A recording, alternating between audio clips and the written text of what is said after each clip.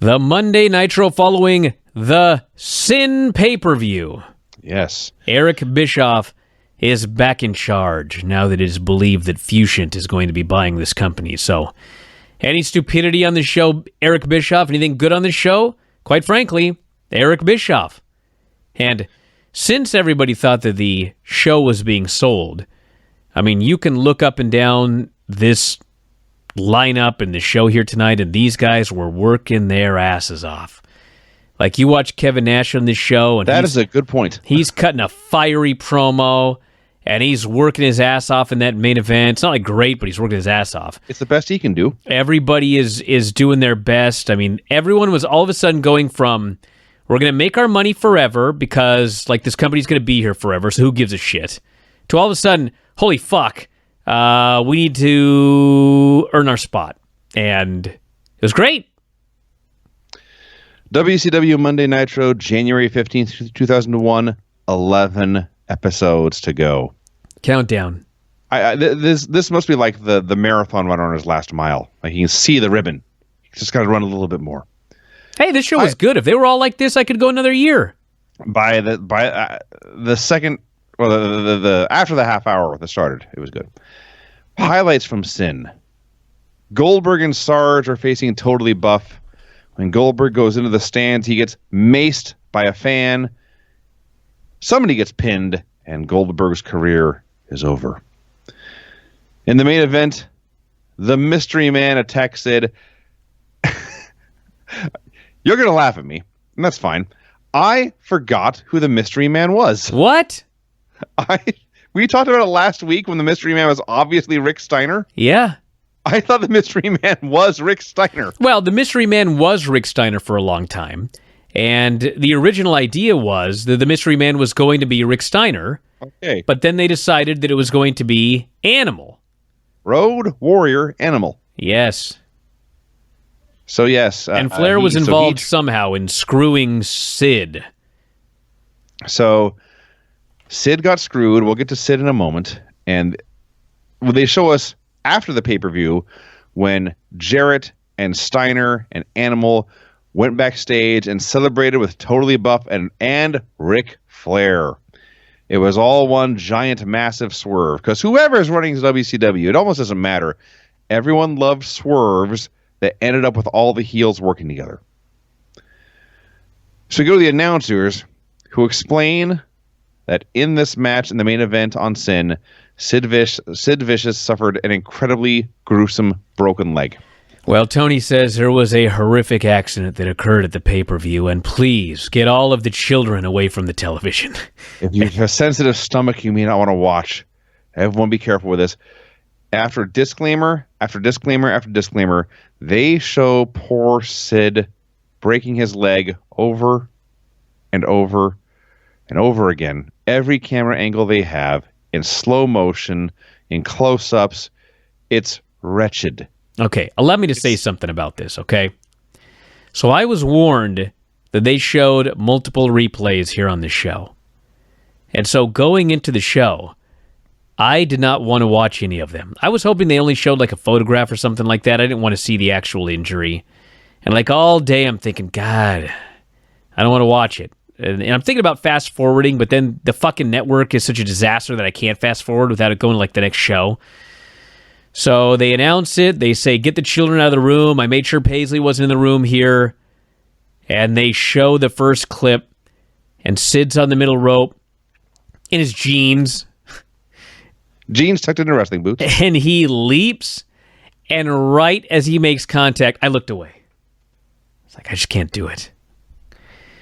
So then, in that moment, I suddenly realized that the vision of Sid's broken leg has never left my mind.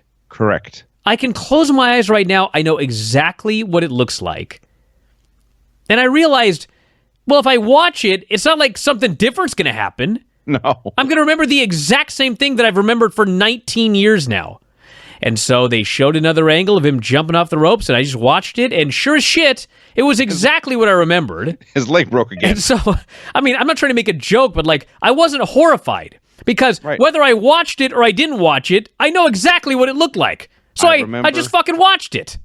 I remember him laying on the mat. I remember his leg. I remember his jeans. I remember this big, giant, scary, terrifying man on his back, reaching for his leg, helpless.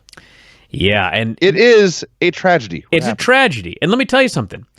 I remembered everything about the break and exactly what it looked like, okay?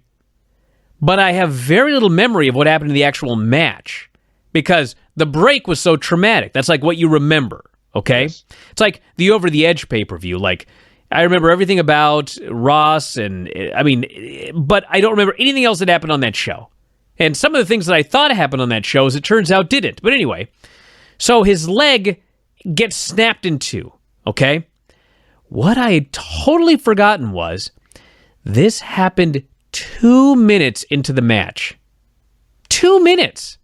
I thought they did like a whole match, and near the end, he came off the top and his leg snapped. No, they were 2 minutes into the match. Sid did not want to come off the top rope, or the middle rope, and he was talked into it, and he didn't want to do it. And they said, no, it's easy. So, unfortunately, he listened, and he came off that middle rope. His leg snaps 2 minutes into the match. And as they noted, we never even saw it live. I'd forgotten about that. His leg snapped as they were cutting to the mystery man coming to the ring. So the mystery man comes to the ring, and of course he unmasks, and the match is still... They have not stopped the match. They actually do a pinfall. Sid is laying there holding onto his leg, which is hanging on literally by a fucking thread. It was snapped completely in two, and they did a pinfall. That's what happened at this show. Holy shit. Yeah, nothing good. Nothing good. He was never the same again.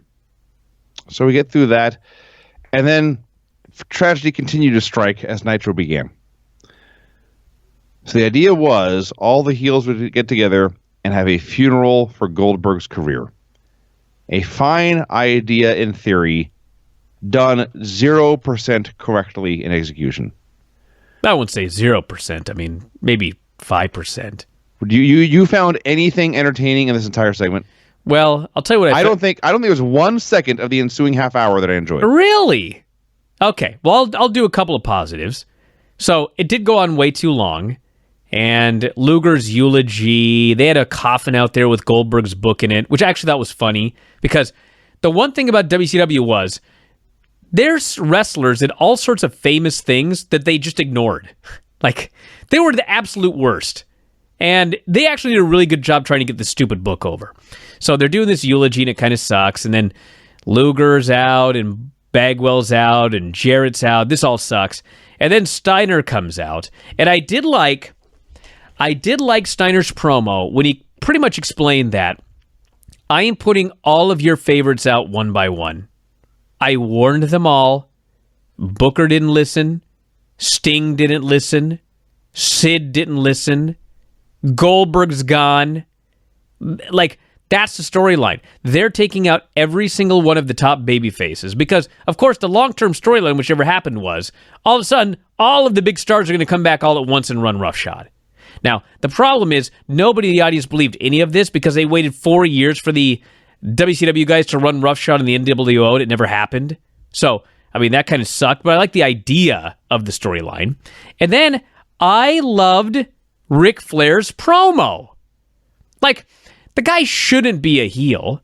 I mean, it's abundantly clear. Like, when he was a babyface, 500,000 people would turn on Nitro whenever Flair was out there as a babyface. As soon as he turned heel, like, nobody switched over. So, nobody wanted to see Ric Flair as a heel, but Ric Flair loves being a heel, and God damn it, he cut a great heel promo.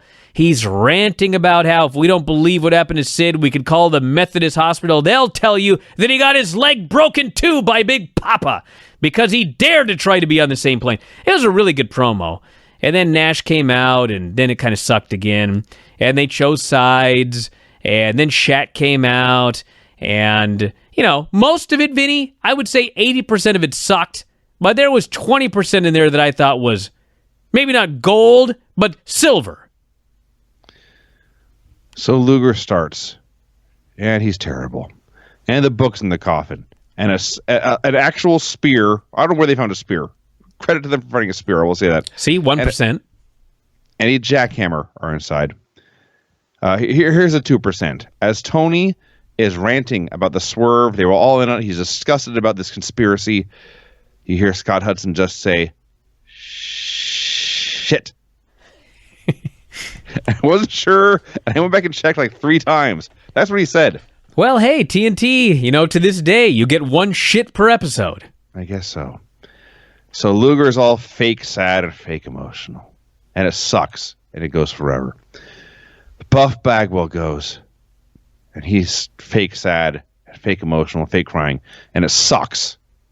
And it goes on forever. Jarrett comes out. He's all choked up. He can't speak. For like 2 minutes, I swear to God, it's just standing there. Horrendous death television. And then he speaks, which is hardly any better. He points out Goldberg never beat him. Finally, they all laugh, but then they go back into character. Steiner comes out. Good riddance, he says, and he spits on Goldberg's book. Oh. And then Goldberg's music hits, and they all pretend to be scared, but it's Ric Flair and Animal doing Goldberg's entrance, and then they go to commercial break. This promo went so long, it went through a break and was still going when they came back.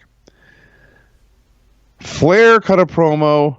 I'm glad you liked it, Brian. I really am happy you got some enjoyment out of this. I really did. I liked it. All I wrote about it was, do a shot every time he says fat boy. He rambles on about nothing. Well, it was a Ric Flair promo, and that is his favorite line about the fans. So you were going to get it, but I thought he did a pretty good job. I liked it. Nash comes out. He's all bummed. They lost the tag titles. Flair did mention that Paige and Nash had lost the tag titles. So Nash says he left Big Sexy in Indianapolis. Tonight, the killer's here. He vows to put a stake through Steiner's heart and take his belt. And then, quote, then I kill you, Ric Flair. Yeah. Hey, listen, by Kevin Nash standards, this was like a promo. He cut a promo because he wanted to kick somebody's ass, as opposed to what he normally does, which is come out there and fuck around and make you pissed off that he's killing the business. So Paige and Rick Steiner come out to stand by him. The Cat's on their side, too. And the Cat says, Steiner's booty needs to be kicked. It's my duty to please that booty. Sure. And so he books Nash versus Steiner for the title tonight. 25 minutes. Dude, we got huge erection getting his ass franchised, Vinny. I mean, Shat's comment it's low on the list of concerns here. It went too long. It went 20 minutes too long. Ric Flair spends the entire show trying to recruit everyone to his side, trying to get people to join the inner circle. Yeah. He begins with Crowbar, a natural fit. So he's the Dark Order. That's a good point. Crowbar explains that he is a loner. He does best on his own. And Flair won't give up. Flair will not give up. And Flair says, I want you on my side. He points to Daphne. I want her screaming because she's been totally buffed. That's his recruitment speech. Yeah. If you join my group, she'll fuck someone else. If you join my group, my guys will tag team her. And she's smiling and laughing at first, and then she thinks about it. It's like, wait a minute. Daphne was appalled by this. This leads to Chavo Guerrero Jr. versus Crowbar. We should add that despite that line, Crowbar did not turn him down. He said he would think about it. He said, I'll think about it. I'll talk it over with Daphne. This show is so ridiculous. That was really dumb. Chavo Guerrero Jr. versus Crowbar. So Chavo beat Shane Helms at Sin. The highlights from this included Shane Helms doing a high fly flow in 2001. Yeah. Tanahashi was watching his Shane Helms tapes. Also at Sin, Crowbar is no longer hardcore champion, or Terry Funk, whoever had it. Meng won. Meng has it, yes. Yes. So this match can always sell Eric's back. Let's push Ming again. Yes. This match here is for the Cruiserweight Championship, even though Crowbar is bigger by like 40 pounds. So the story is, can Crowbar, the hardcore wrestler, fight a Cruiserweight style match? And he Goes for Hurricane Rana, but it gets countered because he's not used to cruiserweight style. And finally, he can't resist. He goes for where he knows best. He grabs a chair, but Chavo comes flying out of nowhere, slams Crowbar's face into the chair, throws him in, hits a brainbuster, and wins. Match was fine, and the setup and the story and the payoff was all quite good. So then they go to Luger and Bagwell. They're also helping Ric Flair recruit people for the Inner Circle or whatever. And they go up to Bam Bam Bigelow. And they ask him if he wants to join their crew. And Bam Bam Bigelow says, "Can I kick some butt?" They say, "Yes." So he goes, "I'm in." I'm like, so he thought that if you didn't join this group, you'd no longer be able to kick butt as a professional wrestler? Apparently he did. So he's in. It was wacky. These are all wacky. 2 Count versus Kidman and Rey Mysterio Jr. This was a really fun match while it lasted. They had a short AEW Dynamite tag team match on Nitro in 2001. It was a sprint from the opening bell. This would have been like your Young Bucks LAX match. Mm-hmm. And they did all their moves. Kidman hit the Kid Crusher. And then Lance Storm and Team Canada run out. They attack the Animals. And Lance, to me, totally at random, demands a hair versus hair match. Kidman versus Awesome for later on tonight. Now, we later find out that at the pay-per-view, there was some haircutting incident. So that's why this challenge was made on Nitro. But like at the time, they never told us any of that. So it was like, why in God's name does Lance want a hair match between these two guys? What? And they're going to do a hair match with a 1-hour build the day after a pay-per-view. Yes, exactly. Yes. Hey, listen, when I get the hankering to cut my hair, I don't want to wait 2 days. I understand. Right. I understand Mike Awesome. Chronic congratulates the Cat. He beat Sanders at the pay-per-view. He is now the commissioner, full-time, full-fledged commissioner. They say, listen, we helped you out. We're even now, but we need a favor. Which sounds to me like they're not even, but anyway. They want a title shot tonight. And Cat says, okay, but who's going to pay you? And they say, no pay. We're doing this one because they want to. So they make jokes about Adam's shirt. They make jokes about Cat's hair. Cat leaves, and Bryan Adams, who is after all a Hawaiian, just says, peace out, man. I laughed. Team Canada is shown stomping Billy Kidman to death in the parking lot, and then it's to the room. We go to wherever Ric Flair is. Ric Flair is like one of those guys that he always puts everybody over. Yes. And so he goes up to Chavo, who had a match at the pay-per-view last night for the Cruiserweight title, and he doesn't just say, you were great last night, you were unbelievable. He says, Chavo, last night you were miraculous. He's the Virgin Mary. He was miraculous at the pay-per-view last night. I want you on my team, he says. It's like stigmata. It's a sign of the Lord. Chavo says, well, you know, things are going pretty good for me. If it's not broke, don't fix it. Yes. And Flair's advice is go drink, go chase some Nitro girls, have a good time, and I'll talk to you again tomorrow. Flair says, I've known your dad forever. When your dad didn't know what to do, he would go out and drink 20 tequilas. So Chavo, go drink 20 tequilas, chase the Nitro girls, we'll talk about it tomorrow. And Chavo agrees. He leaves, and Mike Sanders comes in. Sanders tries to explain himself why he had said and done all those horrible things about Ric Flair over the end of 2000. Flair assures him it was just a young talent trying to reach the next level. Sanders, I'm going to make you my pet project. I'm going to make you the next dirtiest player in the game. Remember when Flair was the mentor for The Miz for a while?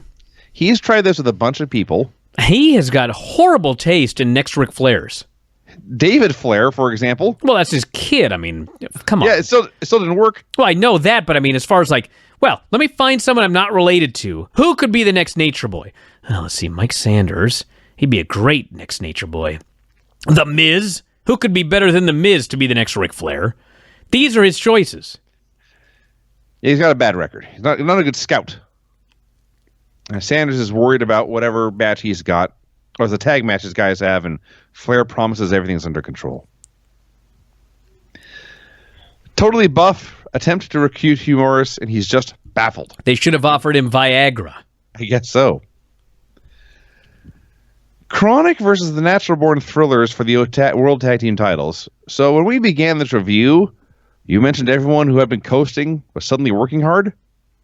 I was blown away by how not horrible this Chronic Natural Born Thrillers match was. Dude, the last 2 minutes of this match were actually very bad.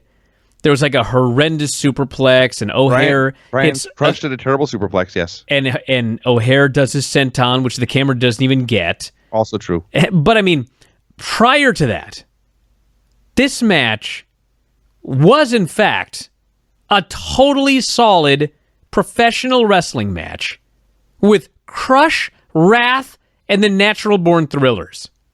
How?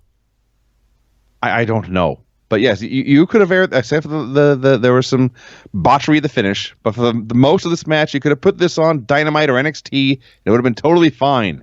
You know what this match was? This match was me on the Christmas show when I'm very, very drunk, and my daughter walks in, and I do my very best to hold it together, and I'm largely successful, but then I just fuck up at the end because I'm drunk. That's what this was. It was like they tried so hard to not suck, and they held it together for 85% of the match, but then suddenly it was just too much, and they reverted back to their old ways, and it fell apart and was a disaster. Well, Chronic hit the high times. People are jumping up and down that they might see this team win, but the pin gets broken up. And then all the other Thrillers come out and attack Wrath. Crushed as a terrible superplex. O'Haire hits a senton, and Palumbo gets the pin. At least the senton was shown on a replay. That's so thank true. God for that. The doctors are meeting with Billy Kidman backstage. He's got apparently a rib injury. They tell him he cannot wrestle tonight. So Conan offers to take his place in the hair versus hair match. Yes. And Shat's in there with him when he explains this. And Shat looks up at Conan's bald head. And he's just flabbergasted, and he says, "Whose hair?" And then Conan... No, Ray. Ray offered Kidman's hair. I see. Yes. So I'm not crazy. It was established by the end of this that Kidman's hair would still be on the line. Yes, Kidman's hair was on the line. Conan was defending Kidman's hair, which Rey Mysterio had put on the line. Okay. And then Kidman's like, "Whoa, hold on a second." And Ray's like, "No, don't worry, we got it." Yes. And Kidman's horrified that Conan is going in there with Mike Awesome. Thank God you verified this, because later I thought I was losing my mind. No, that happened. So the Thrillers are bickering backstage. Palumbo and O'Haire are mad at the other guys for interfering in their match. And as they're going back and forth, one of them gets in Palumbo's face and says, "You got a bad attitude." And Sean O'Haire gets in his face and says, "No, I've got the bad attitude." And I laughed because that's just art imitating life right there. And eventually they're all able to make peace, but O'Haire and Palumbo are still they're not over this yet. Conan versus Mike Awesome in a hair match. I don't know what was up with Mike Awesome's music on the show. It was terrible. The bell rings. Then Ric Flair appears on the screen to cut a promo. He comes very close to forgetting Conan's name. And then he explains that Billy Kidman's hair is on the line. And I thought, wait, what? Because I could have sworn maybe they were worried it wasn't clear enough, and they had to have Flair come out here and make it abundantly clear. So during this match... Either that or maybe just tuned in and there's a bald guy in a hair match. That could be. So chairs are not a disqualification. Awesome does a top rope splash. It's not the finish. They're up there, and for a split second I thought, is Conan going to take a top rope powerbomb? I couldn't imagine such a thing. And it turned out he did not. He hit a horrible top rope DDT, but that was the pin. And a giant pop for that, because it meant Mike Awesome was going to get his mullet cut off. And in fact, Conan grabbed a pair of scissors, and he cut off Mike Awesome's mullet. Man, it was lame. They just cut off his mullet. It was like one snip. But not only that, the thing that I got out of this match more than anything else was Mike Awesome had a mullet in the year 2000. Yes. Wow. Not anymore. They cut off a couple of strands of hair. And you know what was sad about the whole thing was when they did the finish, These fans just went out of their minds because they still believed this. They still believed that the loser of this match was going to get their head shaved. That's pretty much what was promised. And of course, it's WCW, so they go in there, they cut off like 3 strands of hair. If I recall, Mike Awesome just shows up with like a nice haircut next week. Yeah, it's like, dude. By this point, it was the year 2000, and like, really, Eric, you're about to buy this company, and you don't even fucking get upholding stipulations. Like, Jesus Christ, this is day one wrestling school stuff, you moron. But yeah, they just did a cheap haircut. They killed the stip. It was lame. Chavo Guerrero tries to make peace with Hugh Morris. Chavo tries to talk to Huge Erection, and he's blown off. Well, I can't top that. Thank you. Team Canada is trying to console Mike Awesome. He is inconsolable about the loss of his mullet. He's running his fingers through his hair, and he's just wailing like a sad bear. My wife, Bridget, walks by. She hears him wailing, and is very concerned. Is someone being murdered, she says. And I explained to her, no, honey, he's mad because they cut off his mullet. And she stopped, and she looked at me, and I said, I'm not joking. He's sad because they cut off his mullet. And she paused a few more seconds, and she just said, loser, and walked away. Oh, wow. I don't know if she's talking about him or me, honestly. I don't know. Cat versus Bam Bam Bigelow. It went 2 minutes. Cat won with a kick. I just was flabbergasted that Miss Jones is still out there because she is apparently with this guy forever.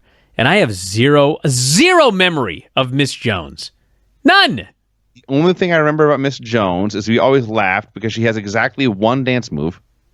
And in hindsight, that has proven true. Yeah. She has one dance move. That's right. Hugh Morris versus Shane Douglas. Shane brags about winning the U.S. title from Hugh the night before. What a geek Bam Bam Bigelow was, by the way. Holy smokes. Yes. Jesus. He is still the guy who shows up to cash his check and leave. So Shane tells Hugh to come out and get your ha-ha franchised. Well, Huge Erection came out to get his ha-ha franchised. They cannot say ass anymore, apparently. Yeah, but you can say shit. I guess. I don't know. So Shane had used a chain the night before to win. There's a lot I could say about that, but I'm not gonna. All right. Shane had used a chain the night before to win. He goes to use it again. It takes him forever to get this chain out of his boot. When he turns around to Hugh's back up, Hugh press slams him. He gets on top of Shane. He's laying in the punches very near the ropes. Chavo runs down. Because Hugh was so close to the ropes, Chavo could punch him with a chain without the ref seeing. What? And how did the ref not know that happened? in the world of incompetent pro wrestling refs, I was way up there. Oh, I don't know. Oh, dude, he's right there. They're all in the ropes together. Chavo punches over the ref's head and bonks the guy. Yes. Hugh goes down, and Shane pins him. I mean, if you're the ref, Vinny, one guy is pounding on the other guy. You get in there to break them up, and all of a sudden the guy that was pounding on the other guy falls down and dies. That's a medical emergency. This ref's like, I'll count the pin. Well, you got a job to do first. Dumb. You can't call what you don't see, Brian. Dumb. No, that's my point. How do you not see this, you blind moron? You just said it. He punched him over his head. Come on. So it leads to Mike Tenay interviewing Hugh Morris, who is screaming random things about Chavo and Guerrero and 5 months, and his head is killing him. He's sick of being General Erection. He's sick of being Hugh Morris. Wow. So who is he now? Maybe he'll be Bill DeMott. I forget. Bill DeMott. That's what he was on SmackDown. Says, Chavo, you just opened the biggest can of worms in your life. I'm going to end your career. And the main event is Scott Steiner versus Kevin Nash. And as you noted, Kevin Nash was giving it his all. He's bumping left and right. He's running these ropes. He's taking suplexes.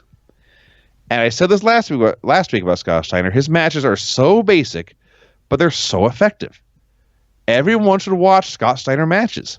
Yeah, Scott Steiner was a great wrestler, Vinny. Yes. That is a fact. Yes. But in the end, he was a great wrestler, and I should also add this: a terrifyingly powerful man. He's carrying Nash around repeatedly. He's suplexing him. There's a point. He's holding him like a baby. Yes, he had him like he was going to do an SOS slam, which he did not do. He dropped him for a backbreaker. But he's walking around with a 7-foot, 300-pound Kevin Nash in his arms like it's the easiest thing in the world. And then later, when Nash went for Snake Eyes, I wasn't sure Nash was going to get Steiner up. But anyway, it's a good match until, as they're building to a finish, Flair's dudes just run out for the DQ. Because in the end of the day, it's still Nitro. Can you imagine coming back and like taking over again, and that's what you came up with for the main event finish? Oh, let's have everybody run in again. That was a huge success. Brian. Not when it sunk the place. So they ran out for the DQ. The last shot of all of Nash's is all of Nash's friends coming out to save him, and that's how the show ends. Well, there you go, everybody. The finishes on this show were. They were, Brian. This won't take long. Clean pin, pin after interference, clean pin, pin after interference, DQ due to interference. So actually, that's not that bad, to be quite as far as fair. Goes, great. Yeah, there were clean finishes. It took 30 minutes to get to one. I mean, there was a time where we were reviewing the show, and if you even said the words "clean finish," like we all stopped and looked at each other like, "What? Clean finish on this show?" But in fact, there was. Yeah, the gimmick is pretty much dead at this point, honestly. But we'll just keep on going. All right, everybody. Well, we have 11 shows left, so we're in the final stretch here. Thank God. And believe it or not, there's not going to be a show next week. Maybe Vinny and I will do it on the following Sunday or something. We'll figure that out. But anyway, I'll be on the Jericho Cruise Monday through Friday next week. So no AEW NXT show. No Brian and Vinny and Craig show on Tuesday, but Dave and I will be doing a multitude of shows, and I am under the impression that I will be able to get those shows posted, even though we're on a boat in international waters. So you'll have plenty of shows. It's just going to be a different sort of show than you get this week, but we'll talk more about that on the Dave Show tomorrow. Observer Live tomorrow, provided I have power, and Observer Radio tomorrow night. Lots of great stuff. Check it out. That's it. We'll talk to you again after a while. Adios.